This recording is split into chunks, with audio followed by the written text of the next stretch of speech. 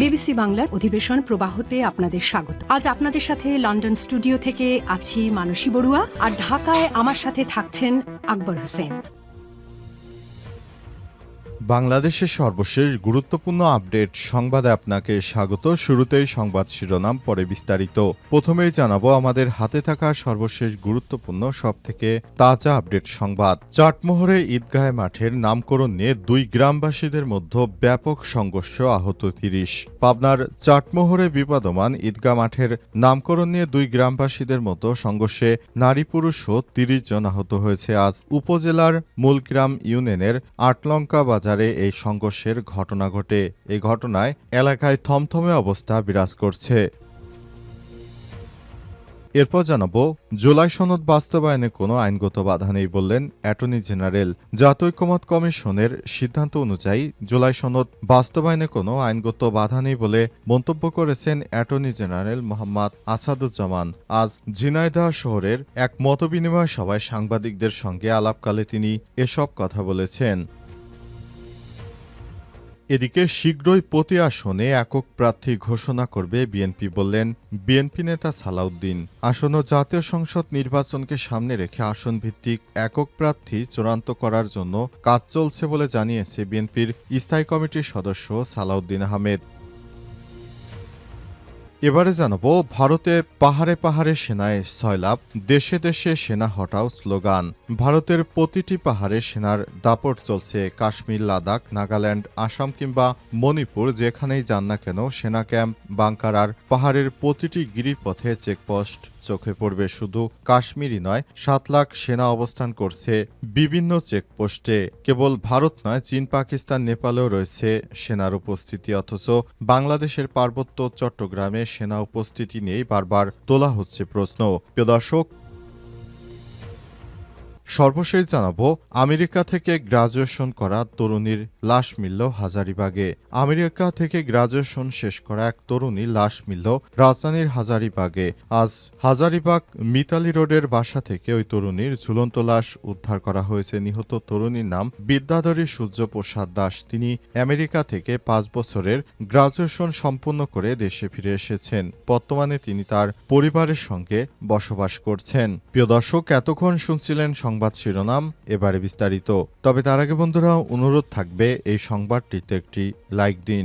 এই চ্যানেলে আপনি নতুন হয়ে থাকলে আমাদের সংবাদটি দেখতে দেখতে চ্যানেলটি সাবস্ক্রাইব করে রাখুন। কমেন্ট করে বন্ধুরা আপনার মূল্যবান মতামত জানিয়ে দিন আপনি বিশ্বের কোন দেশ থেকে বা বাংলাদেশের কোন স্থান থেকে আমাদের সংবাদটি দেখছেন এবং শুনছেন। আর বন্ধুরা, এই সংবাদটি আপনার সোশ্যাল মিডিয়া ফেসবুকে শেয়ার করে বন্ধুদেরও দেখার সুযোগ করে দিন। এবারে বিস্তারিত। চাটমোহরে ঈদগাহ মাঠের নামকরণ নিয়ে দুই গ্রুপের সংঘর্ষ, আহত ৩০। পাবনার চাটমোহর বিবাদমান ঈদগাহ মাঠের নামকরণ নিয়ে দুই গ্রামবাসীর মধ্যে সংঘর্ষে নারীসহ ৩০ জন আহত হয়েছে। শুক্রবার সকাল ১০টার দিকে উপজেলার মূলগ্রাম ইউনিয়নের আটলং বাজারে এই সংঘর্ষের ঘটনা ঘটে। এলাকাবাসী ও থানা সূত্র থেকে জানা গেছে, প্রায় ২০০ বছরের পুরাতন আটলঙ্কা বন্যাগাড়ি ঈদগাহ ময়দান এলাকার মুসল্লিরা নামাজ আদায় করতে আসছিল। গত কয়েক মাস ধরে ঈদগাহ মাঠের নামকরণ নিয়ে স্থানীয়ভাবে এবং থানায় একাধিকবার বৈঠক হলেও কোনো সমাধান হয়নি। বৃহস্পতিবার এলাকায় মাইকিং শুরু করে শুক্রবার সকালে আটলঙ্কা গ্রামবাসী বন্যাগাড়ি নাম বাদ নিয়ে আটলঙ্কা ঈদগাহ ময়দানে লেখা স্ট্যাটাস লাগাতে যায়। এ সময় বন্যাগাড়ি গ্রামবাসী বাধা দিলে তাদের মধ্যে সংঘর্ষ শুরু হয়। অবস্থায় দুই পক্ষের মধ্যেই দফায় দফায় সংঘর্ষের ঘটনা ঘটে।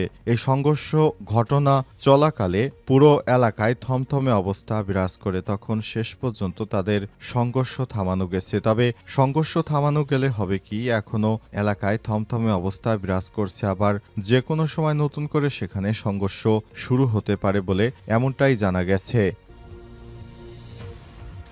জুলাই সনদ বাস্তবায়নে কোনো আইনগত বাধা নেই বললেন অ্যাটর্নি জেনারেল। এখন চাইলেই সরকার জাতীয় ঐক্যমত্যের সিদ্ধান্ত অনুযায়ী জুলাই সনদ বাস্তবায়নে কোনো আইনগত বাধা নেই বলে মন্তব্য করেছেন অ্যাটর্নি জেনারেল মোহাম্মদ আসাদুজ্জামান আজ। ঝিনাইদহ শহরে সাংবাদিকদের সঙ্গে মতবিনিময় সভায় প্রধান অতিথির বক্তব্যে তিনি এসব মন্তব্য করেছেন। ঝিনাইদহ প্রেস ক্লাবের সভাপতি আসিফ কাজলের সভাপতিত্বে আয়োজিত সভায় প্রধান অতিথি হিসেবে বক্তব্য রাখেন তিনি। এ সময় তিনি বলেছেন, শিক্ষার্থীরা এতদিন ধরে আন্দোলন সংগ্রাম করে ফ্যাসিবাদ সরকারকে পতন করেছে, সুতরাং এখন তাদের যে দাবি দেওয়া সেটি সরকারের পূরণ করে নেওয়া উচিত এবং সে অনুযায়ী সরকারের কাজ করা উচিত। অন্তর্বর্তীকালীন সরকার যেহেতু তাদের আন্দোলনের ফসল, সুতরাং এই বিষয়গুলো সরকারকে অবশ্যই মাথায় রাখতে হবে যাতে করে সেসব জায়গাগুলো কোনো সমস্যা তৈরি হতে না পারে এবং অন্তর্বর্তীকালীন সরকারের প্রধান উপদেষ্টা প্রফেসর ডক্টর মোহাম্মদ ইউনূসের সরকার এই বিষয়গুলো যেন খুব গুরুত্ব সহকারে দেখে সে বিষয়গুলো আমাদেরকে নজর রাখতে হবে বলে মন্তব্য করেছেন তিনি। তাই নতুন বাংলাদেশ গড়া যেন শিক্ষার্থীদের এই দাবি দেওয়াকে আইনগত ভিত্তি দিতে সবথেকে ভালো হবে বলে মনে করেন অ্যাটর্নি জেনারেল। তাই তিনি তার বিষয়গুলো সবার সামনে উপস্থাপন করেছেন। সাংবাদিকদের সালাউদ্দিন বললেন, শীঘ্রই প্রতি আসনে একক প্রার্থী ঘোষণা করবে বিএনপি। আজ গুলশানে নিজ বাসভবনে সাংবাদিকদের সঙ্গে আলাপকালে তিনি আরও বলেছেন, জুলাই মাসে সংগঠিত গণহত্যা নিয়ে আওয়ামী লীগের কোনো অনুশোচনা নেই। তারা দেশকে অস্থিতিশীল করতে যখন ভারতে বসে ষড়যন্ত্র করছে, সুতরাং তাদের বিরুদ্ধে আমাদের সজাগ থাকতে হবে। আসন্ন জাতীয় সংসদ নির্বাচনকে সামনে রেখে আসনভিত্তিক একক প্রার্থী চূড়ান্ত করার কাজ চলছে বলে জানিয়েছেন বিএনপির স্থায়ী কমিটির সদস্য সালাউদ্দিন আহমেদ। তিনি বলেন, শীঘ্রই প্রতিটি আসনে একক প্রার্থী নাম ঘোষণা করা হবে। সরকারের প্রতি অভিযোগ তুলে সালাউদ্দিন বলেছেন, যথেষ্ট সাক্ষ্য প্রমাণ থাকা সত্ত্বেও আওয়ামী লীগের বিরুদ্ধে কোনো মামলা করেনি সরকার। রহস্যজনক কারণে মামলাগুলো এড়িয়ে যাওয়া হয়েছে। তিনি আরও বলেন, বিএনপির নির্বাহী আদেশে কোনো রাজনৈতিক দলকে নিষিদ্ধ করার পক্ষে নয়। আমরা চাই বিচারিক প্রক্রিয়ার মধ্য দিয়ে আওয়ামী লীগের ভাগ্য নির্ধারণ করা হোক। নির্বাচন ঘিরে শরিক দলের সঙ্গে আলোচনা অব্যাহত রয়েছে জানিয়ে বিএনপির এই নেতা বলেছেন, আমরা আমাদের শরিক দলের সঙ্গে সবসময় আলাপ আলোচনা করছি কিভাবে বিএনপির ভালো অবস্থান সম্পর্কে আমরা আলাপ আলোচনা করেছি। আমরা চাই বিএনপিকে একটি ভালো অবস্থানে নিয়ে যাওয়ার জন্য, সেজন্য আমরা সবসময় একসাথে কাজ করছি। অন্তর্বর্তীকালীন সরকারের প্রধান উপদেষ্টা প্রফেসর ডক্টর মোহাম্মদ ইউনূসের সরকার এই বিষয়গুলো নিয়ে সবার মতামত নিয়েছেন। ভারতের পাহাড় সেনায় সয়লাব, দেশে সেনা হটাও স্লোগান।